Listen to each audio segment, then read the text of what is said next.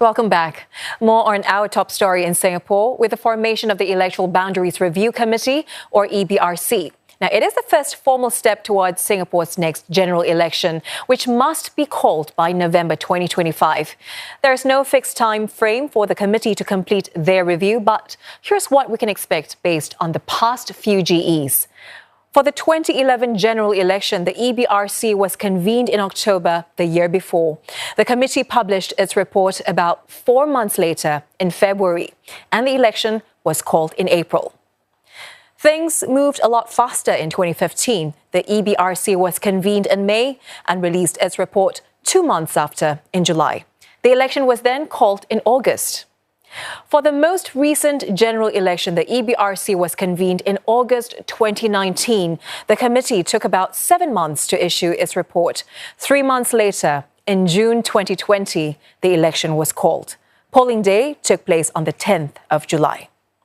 Now, the upcoming changes to electoral boundaries are a key point of focus. With population shifts driven by new housing developments, several constituencies are expected to undergo boundary revisions. Let's take a look at some of the constituencies to watch. Singapore's electoral landscape has been evolving with changes to voter numbers and constituencies. Currently, there are over 2.7 million voters across the island. These voters are represented in 17 group representation constituencies or GRCs and 14 single-member constituencies or SMCs.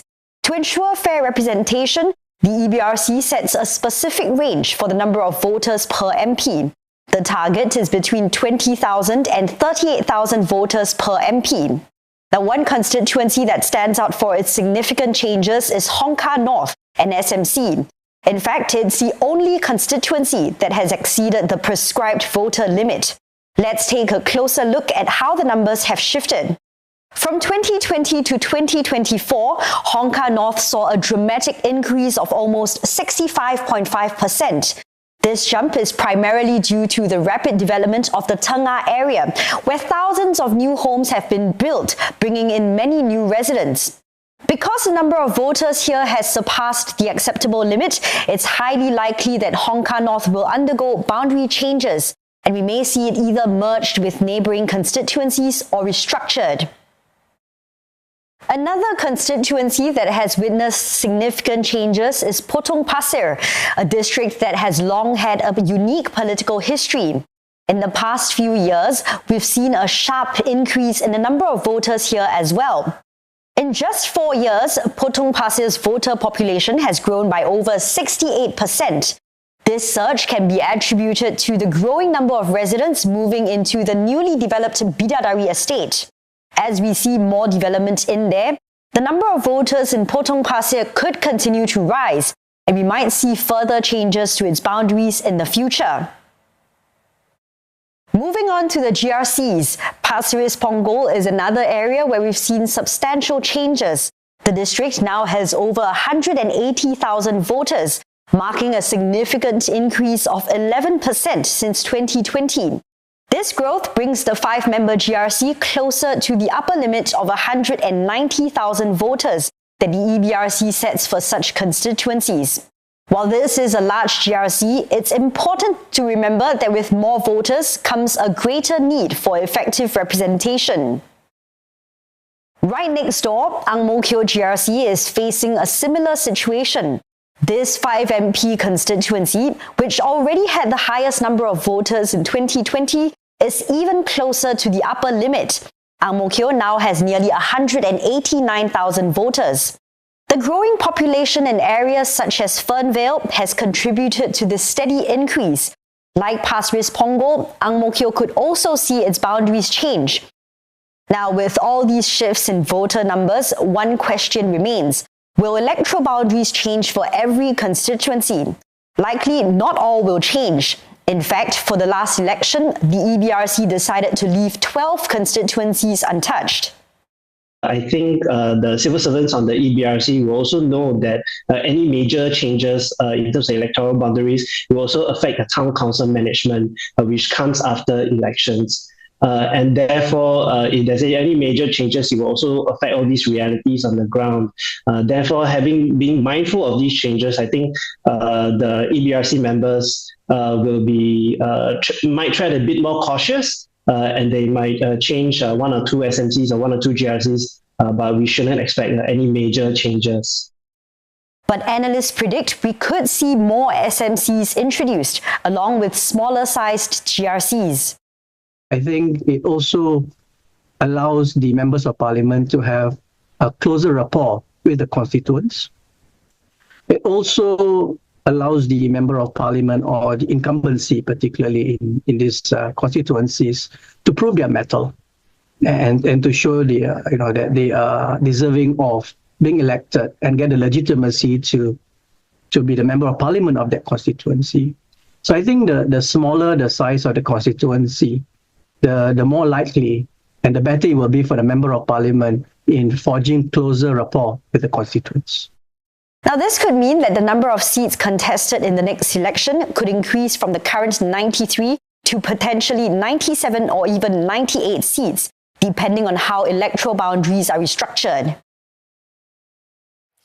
For more analysis, let's welcome back Associate Professor Eugene Tan. Professor Tan, the EBRC is to recommend the size, the number of group representation constituencies and single-member constituencies.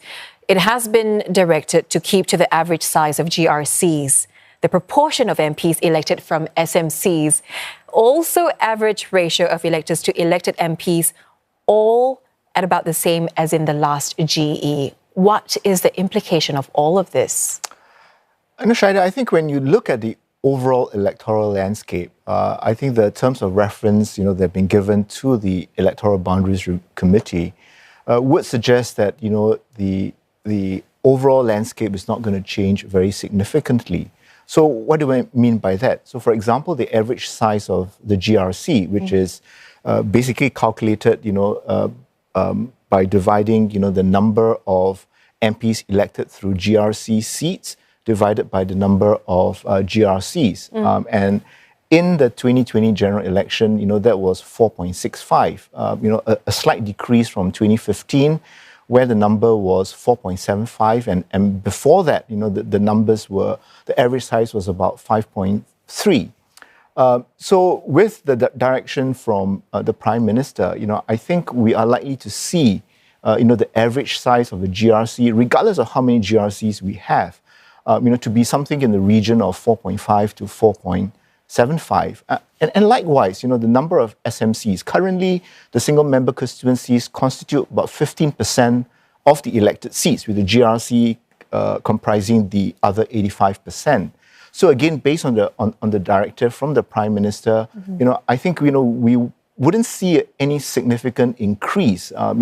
We could see one or two more SMCs, but we're not going to expect a significant jump. So I think when you put all that together, there will be electoral boundary changes, of course, as the earlier story pointed out, with significant population movements in new estates and all.